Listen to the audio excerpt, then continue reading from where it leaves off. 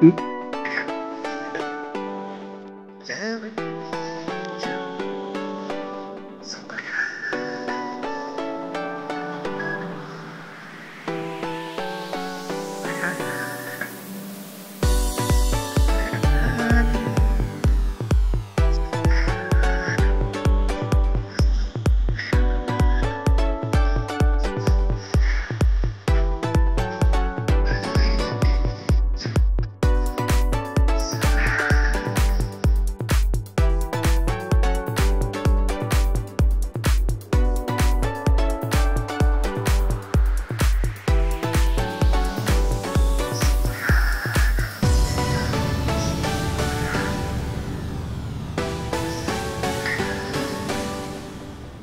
আলাইকুম সুপ্রিয় দর্শক, আশা করছি আপনারা সবাই ভালো আছেন।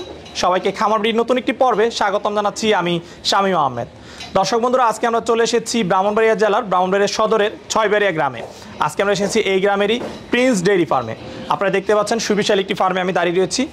এই ফার্মের যাত্রা শুরু হয়েছিল আজ থেকে 5 বছর পূর্বে। ফুরকান ভাই মাত্র 20টি গরু দিয়ে এই ফার্মের যাত্রা শুরু করেছিলেন। বর্তমানে এই ফার্মে গাভী এবং ষাঁড় মিলিয়ে প্রায় 350-এর মতো গরু রয়েছে। 2022 সালে ওনারা বেশ কিছু গরু মোটা তাজাকরণ করেছিলেন এবং সফলতার সাথে সেগুলো ওনারা বিক্রয় করতে সক্ষম হন।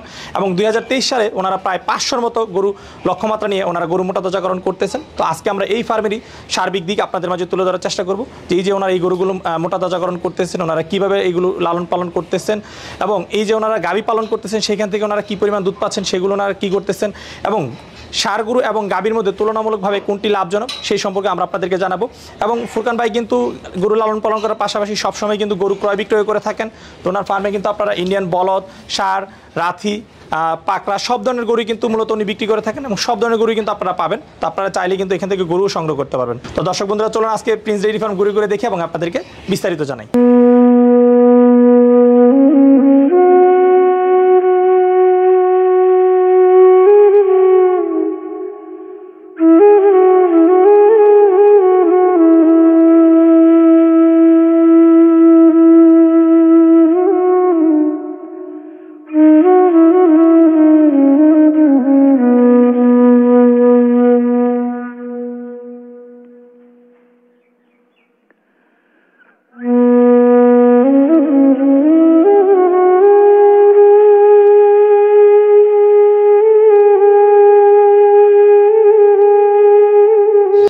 আসসালামু আলাইকুম ভাই। ওয়ালাইকুম আসসালাম ভাই। শামীম ভাই ভালো আছেন? জি আলহামদুলিল্লাহ ভালো আছি, আপনি কেমন আছেন? আলহামদুলিল্লাহ ভাই। আচ্ছা ভাই, শুরুতে যদি একটু পরিচয়টা দিতেন। জি, আমি হচ্ছে Mohammad Furkan Uddin, new prince dairy farm, Gokarna road, Chhoybaria, Brahmanbaria. আচ্ছা, তো ফুরকান ভাই কি করেন মূলত আপনি? আমাদের মূলত বেকারি বিজনেস, তার পাশাপাশি খামার আছে। আচ্ছা, কি করছি? তো এই যে বেকারি ব্যবসার পাশাপাশি খামার সাথে জড়িত আছেন কতদিন ধরে? আজকে বিগত 5 বছর প্লাস হয়ে গেছে। 5 বছর প্লাস। প্রথমে কয়টা গরু দিয়ে আপনাদের এই ফার্মের যাত্রা শুরু? আমাদের ফার্মের সর্বপ্রথম যাত্রা শুরু 20টা গরু দিয়ে। বর্তমানে আমার এখানে টোটাল গাভী সহ 350টার মতো আছে। গাভী সহ? আচ্ছা, তো আমরা এখন এখানে কিন্তু সব ষাঁড় এবং বলদ এই ধরনের গরু দেখতে পাচ্ছি, গাভী দেখতে পাচ্ছি না। যে গাভীর খামার আমার হচ্ছে আরেকটা, রাস্তার ওই পারে আছে একটা, এই পাশে আছে 2টা, টোটাল 3টা সেট আমাদের গাভীর। গাভীর সেটটা হচ্ছে আলাদা? জি। আচ্ছা, তাহলে ষাঁড় এবং বলদ গরু আছে কতগুলো? এখন টোটাল 204টার মতো আছে, 200 প্লাস আর কি। 200 প্লাস? জি। আচ্ছা, 2022 সালের কুরবানির জন্য কতগুলো গরু আপনারা তৈরি করেছিলেন? এবছর 2022 সালের জন্য ছিল আমাদের 165টা। 165টা? জি। সেগুলো কি সব বিক্রি হয়েছিল ফার্ম থেকে? হ্যাঁ, সবগুলো সেল হয়ে গেছিল, প্রায় 17-18টার মতো ছিল। আচ্ছা, ফার্ম থেকে কিরকম বিক্রি হয়েছে এবং হাটে নিয়ে কিরকম বিক্রি করতে হয়েছে? ফার্মে গত বছর আমাদের 45% সেল হয়েছে, বাকিগুলি আমরা বাজারে সেল করেছি। আচ্ছা আচ্ছা, তাহলে এই 2023 সালের জন্য কি আপনারা এই 200 গরু মোটা তাজাকরণ করতেছেন? না, 2023 সালে টার্গেট এবছর আমাদের 300, টোটাল হিসাব হচ্ছে আমাদের 500 টার্গেট। 500? জি। 2023 এর জন্য? আচ্ছা আচ্ছা, আপনারা এই যে ডেইরি এবং ফ্যাটেনিং দুইটা করতেছেন, ডেইরিটা মানে কি জন্য করা হচ্ছে বা ফ্যাটেনিংটা কি লক্ষ্যে করা হচ্ছে?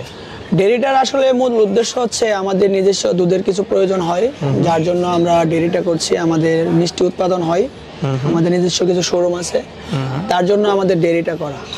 আর ফ্যাটেনিং হচ্ছে মূলত যেভাবে ফ্যাটেনিংয়ে আসা, ফ্যাটেনিংয়ের বিষয়টা হচ্ছে আমাদের নিজস্ব কিছু কোরবানির জন্য গরু সংগ্রহ করা লাগে প্রতি বছর। আমরা নিজেদের চাহিদা অনুযায়ী আস্তে আস্তে এটা এভাবে বাণিজ্যিক আকারে ধারণ করার।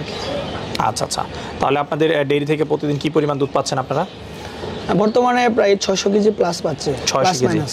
আলহামদুলিল্লাহ হিউজ পরিমাণে দুধ আপনারা পাচ্ছেন, সেটা দিয়ে আপনারা মিষ্টি তৈরি করতেছেন? জি, আমরা মিষ্টি তৈরি করতেছি। আচ্ছা আচ্ছা, সেগুলোকে আপনার নিজস্ব দোকানে বিক্রি হচ্ছে না অন্য দোকানে বিক্রি জি, করছেন? নিজস্ব দোকানে বিক্রি হয়, বাইরেও বিক্রি হয়, দুইভাবেই হচ্ছে। জি। আচ্ছা আচ্ছা, তো ঠিক আছে ভাই, চলেন আমরা আপনাদের গরুগুলো দেখি, তারপরে এগুলো লালন পালন সহ আমরা জানবো জি, পদ্ধতি সহ। তো ফুরকান ভাই, শুরুতে আমরা ইন্ডিয়ান বলদ দেখতে পাচ্ছি, খুব বড় বড় সাইজের। এরকম বলদ কতগুলো আছে আপনার কাছে? হ্যাঁ, বর্তমানে আমার এখানে বলদ আছে টোটাল 15 পিস বিক্রি করার মতো। আমি আচ্ছা। এগুলি সেল করে দেবো আর কি। আচ্ছা, এগুলো সেল করে দিবেন? জি। আচ্ছা, তাহলে কি আপনি মোটা তাজাকরণ করতেছেন ঈদের জন্য, পাশাপাশি এগুলো আবার আপনি সবসময় বিক্রিও করতেছেন? জি, ইনশাল্লাহ আপনাদের দোয়ায় আমি 12 মাসই সেল করে থাকি। যাদের প্রয়োজন কোনো অনুষ্ঠান বা যে কোনো কাজে আমার কাছ থেকে নিতে পারবে এবং আমি বিক্রি করি। আচ্ছা, তো এগুলো তো সব একই সাইজের দেখতে পাচ্ছি। জি। এগুলোর বয়স কিরকম? এগুলি সবগুলি জোয়ান, কোনোটার হয়তো আপনার 8 দাঁত, কোনোটা 6 দাঁত, আচ্ছা, এরকম। তো এই যে স্পেসিফিক যদি বলি, এটা কিরকম হবে, কয় দাঁত হবে? এটি আপনার 8 দাঁত। 8 দাঁত। আচ্ছা আচ্ছা, ওজন কিরকম হতে পারে? ওজন আপনার 550 থেকে 650 প্লাস মাইনাস।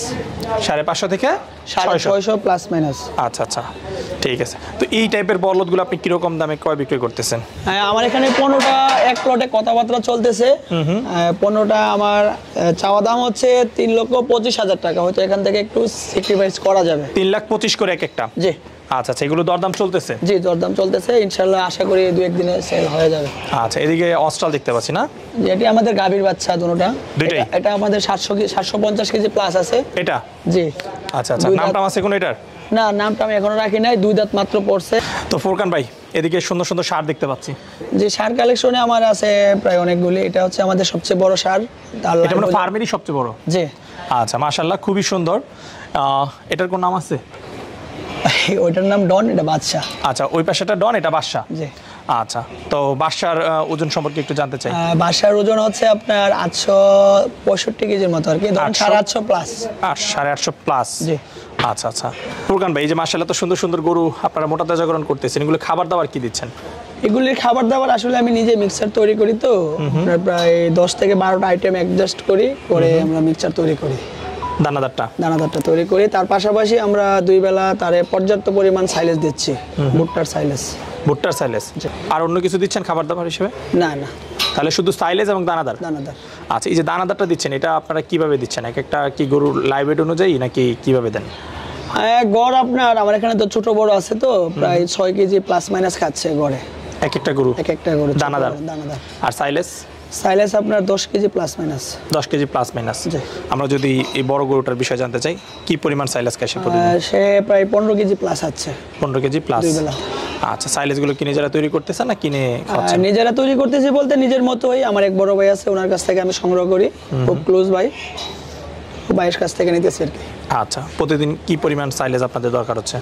আমার এখানে টোটাল আপনার 350 গরুতে প্রায় 5 টনের উপরে সাইলেজ চলে যায় পার ডে? Per day. তো হিউজ পরিমাণ, মাসে আপনার 150 টন সাইলেজ লাগতেছে। আচ্ছা আচ্ছা, ঠিক আছে। তো এই যে সাইলেজ খাওয়াই আসলে গরু মোটা তাজাকরণ করতেছেন এবং দানাদার, এর রেজাল্ট কি রকম পাচ্ছেন, আপনি সন্তুষ্ট কিনা? আসলে সাইলেজের পুষ্টি গুণাগুণ সম্পর্কে যদি বলি, তার বিকল্প কিছু নাই। সাইলেজের গুণাগুণ অনেক, আপনি নিজের চোখে দেখেন। যে আমার এই গরুটা যখন কিনছিলাম, 1 বছর হয়ে গেছে আমার ফার্মে, তার লাইভ ওজন ছিল 450 কেজি। 1 বছরে তার লাইভ ওজন আপনার 400 কেজি প্লাস হয়ে গেছে। আচ্ছা আচ্ছা, তাহলে কতটুকু তার দৈনিক তার 1 কেজির উপরে ওজন বাড়ছে? 1 কেজির উপরে ওজন আসছে। আচ্ছা আচ্ছা, তাহলে এটা কি জাতের গরু? এটা হচ্ছে উলবাড়ি জাতের আর কি। উলবাড়ি? জি। আচ্ছা, তাহলে তো এটা অনেক ভালো ওজন আসলে গেইন করছে। অনেকে তো বিশ্বাসই করতে চাইবে না যে 1 বছরে আসলে এরকম ওজন গেইন করে এই ধরনের গরু। আমি আপনাকে এটার পিকচার দেখাবো, যে এটা যখন কিনেছিলাম 1 বছর আগে তার কি রকম ছিল বডি ক্যাপচার, আর এখন বর্তমানে কেমন আছে। আচ্ছা, তো ফুরকান ভাই, গরু তো আপনি সংগ্রহ করেন? জি ভাই, আমি নিজে সংগ্রহ করি। আচ্ছা আচ্ছা, গরু সংগ্রহ করেন কোথা থেকে এগুলো? আসলে আমি প্রান্তে খামারি আছে, খামারির কাছ থেকে কিছু সংগ্রহ করি, তারপরে বর্ডার থেকে কিছু সংগ্রহ করার চেষ্টা করি, তারপর সিটি হাট আছে, আমাদের আশেপাশে কিছু হাট আছে, ওখান থেকে সংগ্রহ করি।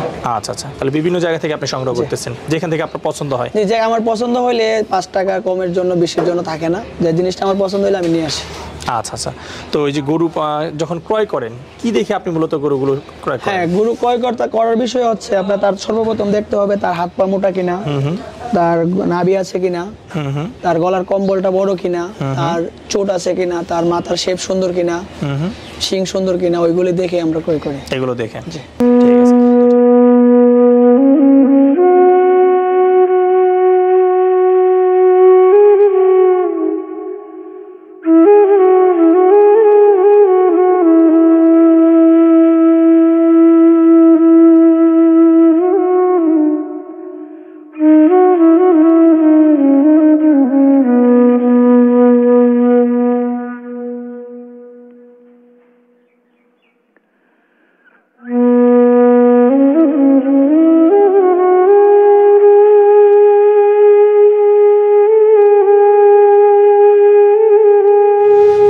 তো ফুরকান ভাই এদিকে আমরা সব শাহিওয়াল গরু দেখতে পাচ্ছি না?